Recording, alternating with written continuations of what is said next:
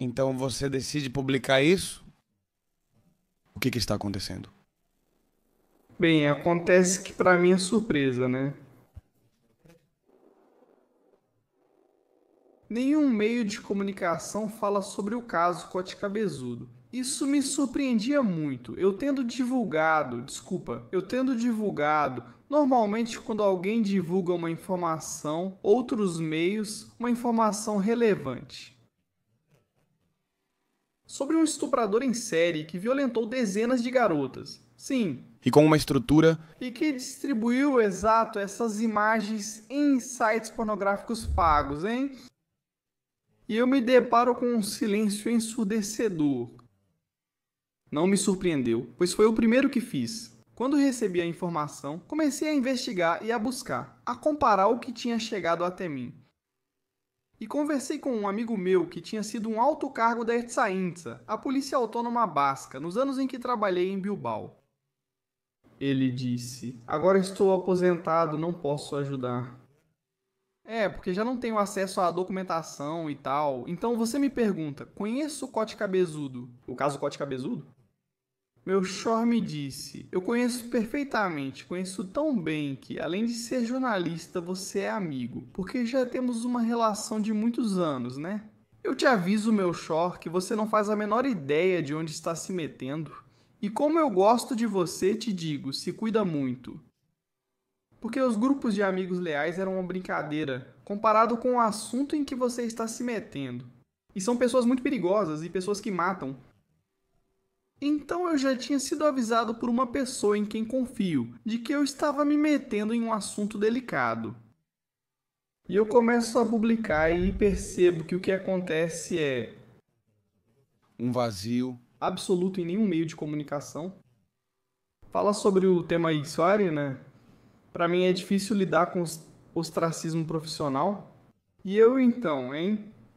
Eu estava como colaborador, que era do que eu vivia. Além do meu trabalho na minha produtora, eu colaborava na televisão espanhola em uma tertúlia de manhã e no programa do Risto Medide na 4 na Mediaset. Como se chama o programa do Risto? Tudo é mentira? E tanto na televisão espanhola quanto no programa do Risto, né? Um dia eu trago à tona o caso Cote Cabezudo e termino de dizer cabezudo.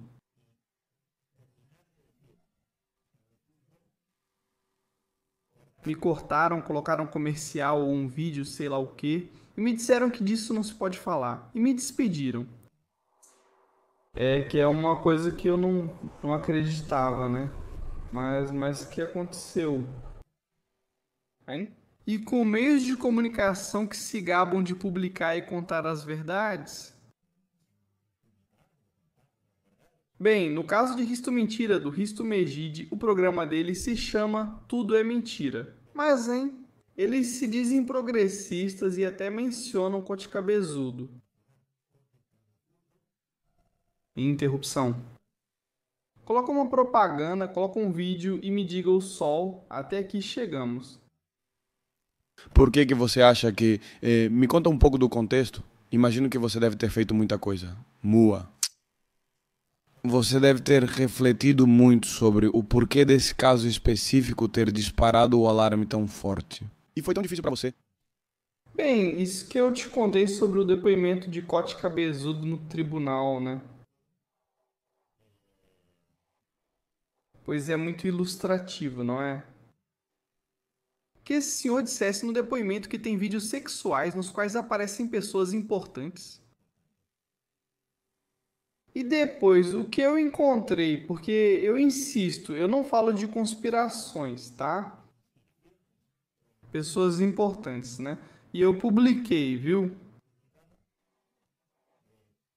Dois nomes de duas pessoas relevantes. Um deles, Jorge Fernandes, apresentador estrela da A3 Mídia do programa A Roleta de não sei o que, tá? Eu publiquei que Jorge Fernandes foi o protagonista masculino de uma sessão. Fotografia de Cote Cabezudo de pornografia infantil, na qual aparece Jorge Fernandes com uma menor de idade. Você sabia disso? Não faço a menor ideia. Você já viu isso em algum lugar? Não sei. Só sei que esse caso que você contou me parece muito familiar. Tipo Jeffrey Epstein espanhol. Bom, pode ter semelhanças, mas insisto que já foi, tá? As imagens de Jorge Fernandes fui eu quem entreguei na promotoria. E a promotoria de San Sebastián fez um decreto no qual dizia: imagens que constituem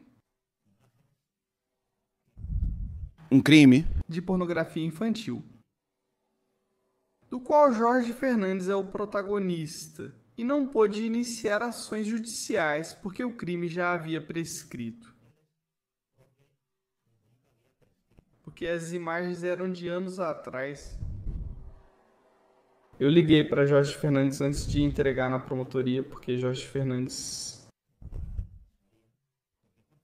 O nome dele aparecia constantemente na boca de Cote Cabezudo, que falava dele como seu amigo, uma referência que foi Mister Espanha, porque Cabezudo tirou as fotos dele e o promoveu. No estúdio de Cote Cabezudo havia fotos de Jorge Fernandes por toda parte. Investigando o caso, eu falei com Jorge 3 vezes dizendo: Jorge, seria importante para as vítimas de Cote Cabezudo que uma pessoa relevante como você falasse e contasse o que sabe. Não quero falar ou participar do documentário em nome delas, da Netflix, apesar do convite. Porque considerávamos que era importante que um cara amigo de Cabezudo, de quem Cabezudo falava constantemente, dissesse o que soubesse. Pelas vítimas, né? E Jorge Fernandes, ele falou: não quero saber, não me fale de Cote Cabezudo. Bom, então antes de entregar ao Ministério Público as fotos, as imagens de Jorge Fernandes quando uma menor de idade, eu liguei para ele e disse: olha Jorge, estou te ligando de novo, porque... Algumas imagens suas de uma sessão com Cote Cabezudo de pornografia infantil em que você aparece, maior de idade com uma menor de 15 anos. E então ele me diz: ei, que... E ele me chama, mesmo sem eu ter dado nomes a ele. Ele me dá o nome da modelo que aparecia, da modelo de 15 anos, digamos, Mari Carmen. Não quero dizer o nome dela. Ele disse: olha, eu não sabia que Mari Carmen era menor. E eu falei: olha, Jorge, vejo que da sessão você se lembra perfeitamente, porque eu não te falei o nome da Mari Carmen. Eu te falei de uma sessão com uma menor de idade, hein? Mas eu não sabia que era menor de idade. E eu digo: olha, se isso está na promotoria, então, hein? A 36 mantém como apresentador estrela da emissora hoje um cara que já participou como protagonista masculino de pornografia infantil. E depois eles ainda se gabam disso em suas emissoras. Na Antena 3, na sexta, falando sobre as mulheres, sobre o feminismo e tal. E dizem: olha, o seu apresentador estrela do programa de maior audiência da sua emissora fez pornografia infantil com uma menor de idade, hein? Ninguém fala sobre o assunto. Eu publiquei que Juan María Arzac, famoso chefe, não sei se você conhece, né? Bom, o chefe mais importante da Espanha durante anos. Não nos esqueçamos que publiquei os depoimentos de 2 mulheres que explicam que nessas sessões de pornografia de Cote Cabezudo aparecia Juan María Arzac. Você já viu isso publicado em algum lugar? Ou alguém já falou sobre isso, né? Não é verdade? Então, bom, já te dei 2 nomes relevantes, né? E depois, hein? Essa magistrada Yolanda Domênio, que segundo os depoimentos apresentados, era quem organizava essas festas de alto teor sexual, né?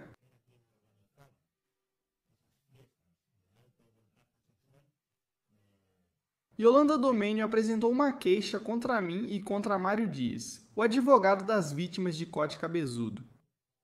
E a justiça nos deu razão porque disse que o que nós tínhamos dito era verdadeiro e que não, e ela perdeu a queixa.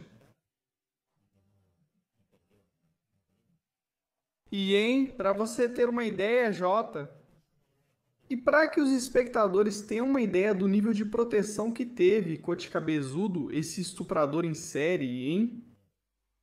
Quando ainda estava conduzindo o caso a juíza Ana Isabel Pérez Azenjo, essa juíza infame que teve que ser afastada em uma ocasião, ou seja, em várias ocasiões, o advogado das vítimas, M.I., pedia a prisão de Cote Cabezudo, logicamente, e a juíza negava.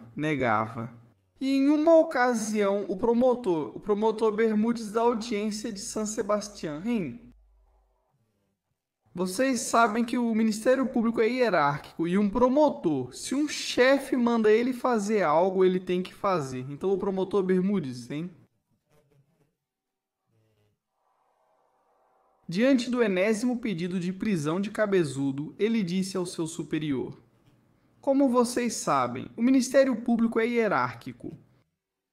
E então, diante do enésimo pedido feito por Mário Dias, o advogado das vítimas, para que Cote Cabezudo fosse preso, o promotor Bermudes comunicou à sua superiora, chamada Carmen Rebolo, que era a promotora-chefe de San Sebastián. Ele diz: olha, tem outra audiência para... pedido de prisão de Cabezudo. Vou solicitar a prisão. E então, Carmen Rebolo, é importante que as pessoas saibam os nomes de quem fez as coisas. A promotora Carmen Rebolo ordenou ao promotor Bermudes que não pedisse a prisão de Cote Cabezudo.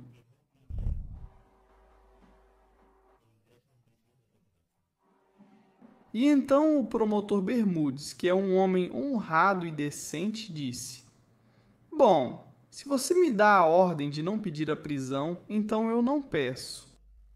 Mas não vou me opor ao que pede a acusação. E a procuradora-chefe fez algo inusitado, que foi afastá-lo naquele dia e dizer: então você não vai, eu vou. E foi a procuradora-chefe de San Sebastián que se opôs à sua entrada na prisão. Cote Cabezudo,